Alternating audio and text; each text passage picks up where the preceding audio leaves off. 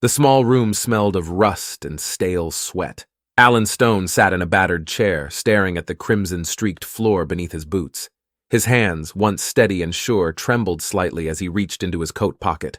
The cold metal of the detonator felt heavy in his grasp, far more than its actual weight should allow. Across the room, a man in a torn military uniform, his face hidden behind a cracked visor, stirred. Alan's eyes narrowed. The uniform, the insignia, everything about the man screamed authority. But authority in this world no longer held meaning. The man groaned, his voice weak but laced with venom. You think this will change anything? The man spat, forcing himself upright despite the chains digging into his wrists. Blowing us all to hell won't save them. You know that, right? Alan didn't respond immediately. He studied the man with a mixture of pity and disdain, feeling the slow burn of the cigarette between his fingers. The smoke curled lazily, like the ghosts of the billions already gone.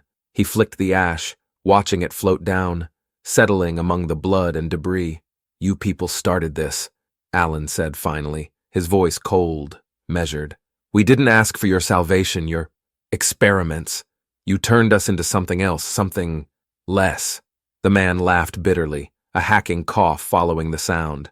And what did you expect? We gave you a chance to ascend, to be more than human. You chose to cling to your old ways, your obsolete morals. Evolution doesn't wait, Stone. Alan's jaw tightened. The memories flashed before him, his daughter's lifeless body, eyes wide open but devoid of life, as the cure flowed through her veins. The cure that was supposed to save them all, to make them stronger, faster, smarter. Instead, it tore away everything that made them human. You took everything from us, Alan said, his voice dropping to a dangerous whisper. You turned us into monsters and called it progress. Now you'll watch the last act of mankind.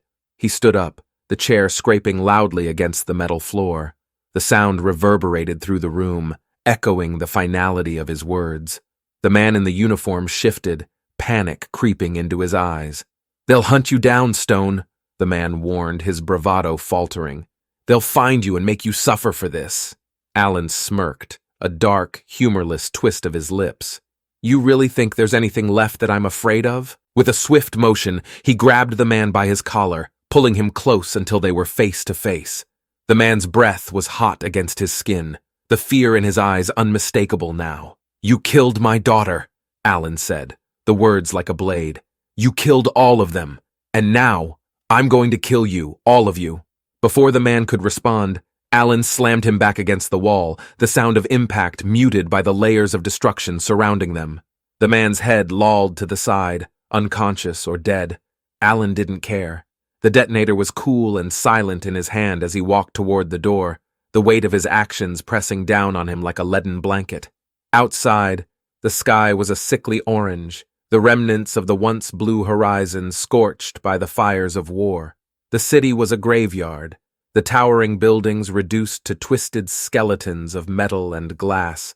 Alan paused on the threshold, looking out at the ruin that had once been his home.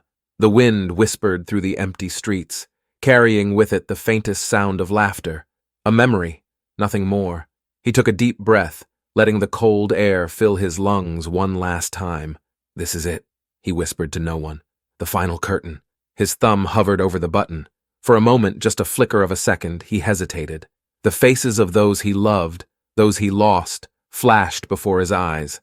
Then, without another thought, he pressed down. The detonator was linked to a series of bombs Alan had planted in key locations, ensuring that the destruction would be complete. The world around him exploded in a blinding flash of light and fire, the force of the blast obliterating everything in its path. Alan felt nothing as the heat consumed him, as the ground gave way beneath his feet.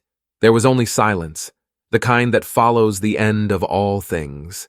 And in that silence there was peace, was